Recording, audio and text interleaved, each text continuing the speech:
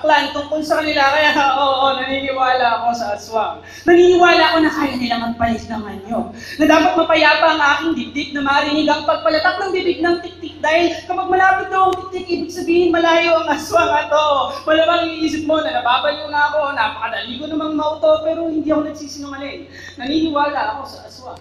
At naniniwala rin ako sa nuno. Naniniwala ako sa nuno, yung maliliit na nilalang na nakatira umano sa mga punso. Na posibleng nandyan lang nagtatago sa likod ng puno. Kaya kinakagat ko ang daliri ko tuwing naaalala ko na ayaw nila ng tinuturo dahil baka kunin nila ako sa gabi at tangayin sa kaharian nila. Oo, alam ko, wala pa akong kilala na pinuha nila pero mahirap ng sumugal. Kaya kapag ako ay nagturo sa isang masukal na gubat, kinakagat ko agad ang aking tuturo dahil madali akong maniwala at naniniwala ako sa mga nuno. At total rin lang ay sinasabi ko na ang mga kalokohan na to, siguro panahon na nga para malaman mo na ang dami pang mga bagay na walang basihan ang pinaniniwalaan ko. Katulad ng kapag kumakain tayo ng magkasama at kailangan mong umalis ng maaga, ay iniikot ko ang mga plato para hindi ka mapahamak sa kalsada. O kapag nalaglagan pinikot ko habang kumakain ako ng mag-isa, ay hinihili ko na susurpresahin mo ako sa iyong pagbisita. Nakagat ko ang dila ko kanina at binigyan ko ng numero na sakto sa unang letra ng pangalan mo at inisip ko na sana nasa isip mo ako. At oo, kung nakagat mo ang dila mo kanina, malamang kasalanan ko yung dahil nasa isip kita. Nasa isip kita sa umaga. Kapag nakita ko kung anong oras na iniisip ko kung nakarating ka na ba sa opisina, nasa isip kita sa tanghali. Alam kong nagtitipid ka, pero kumain ka naman ng sapat para hindi ka nagugutom sa trabaho, diba? Nasa isip kita sa hapon. Malamang ay pagod na pagod ka na naman sa dami ng pinapagawa nila sa'yo na hindi mo kayang tapusin bago magdilim. At nasa isip kita sa gabi.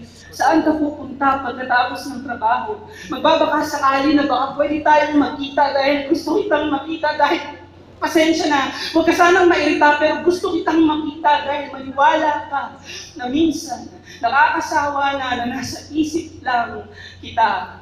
Oo, hindi nga siguro ito ang tamang panahon para sabihin ko sa ito bilang puro maligno at saka lamang lupa ang kaninang mga binabanggit ko. Pero itindihin mo, kung kaya akong maniwala sa mga bagay na walang basihan kagaya ng mga ito, bakit ako hindi maniniwala sa iyo? Sa atin, sa tayo. Kapag niningitian mo ako, naniniwala ako. Kapag hinahawakan mo ang kamay ko, naniniwala ako. Kapag inaakbayan mo ako, naniniwala ako. Kapag hinahalikan mo ako, naniniwala ako. Naniniwala ako dito. Naniniwala ako dito. Hindi ito laro. Hindi ito hanggang dito na lamang at maraming salamat. Naniniwala ako na kaya natin ito. At naniniwala ako na kung maging masakit man, kung pagdating sa dulo ay patayin man ako sa sakit ng saya na ibinibigay mo, magiging sulit ang lahat dahil naniwala ako sa iyo. Oo, ikaw ang tinuturo ko at hindi ko kakagatin ang daliri ko dahil gusto kong tangayin mo ako patungo sa kung saan mang kaharian o kagubatan mo gusto. Oo, ikaw ang sinisigaw nitong dibdib ko at hindi ako matatakot kung lalapitan mo ako dahil naniniwala ako sa iyo.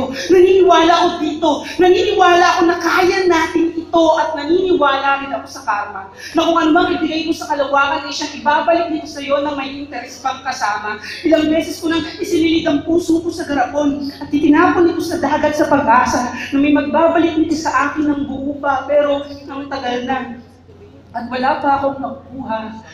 Kaya kung sakali lang na makita mo ang puso ko na inaanod sa aplaya, iniisip kung anong gagawin sa kanya, itatapon, itatabi o ipagsasawalang bahala, maghihintay ako sa desisyon mo. Maniwala ka, maghihintay ako.